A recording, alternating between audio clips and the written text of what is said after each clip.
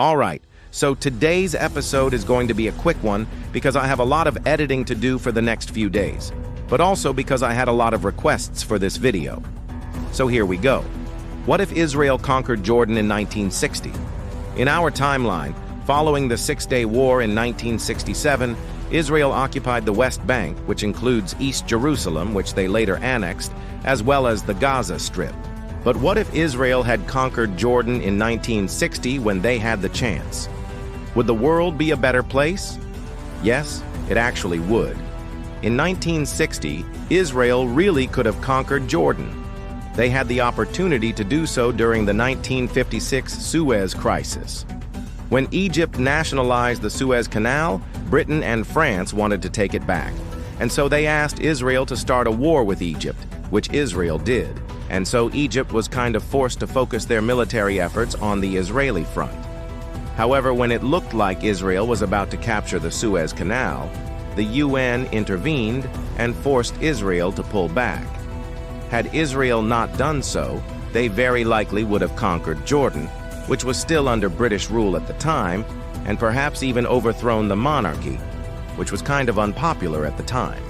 Now, there are two ways this could have played out.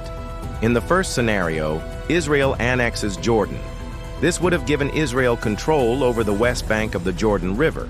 The Arab world would be in an uproar, but realistically, there's not much they could do about it. But the state of Israel would be much more secure. Israel would also have control over the headwaters of the Jordan River, which is located just east of the river. In fact, Israeli archaeologists recently discovered the oldest known winery ever in the world, just south of Jericho. Imagine how much more popular Israel would be as a destination for Jewish tourists if they controlled the West Bank. This could have led to a situation where the Arab world would be much more accepting of Israel, similar to how the Hashemite Kingdom of Jordan today is the only Arab nation that has a peace treaty with Israel.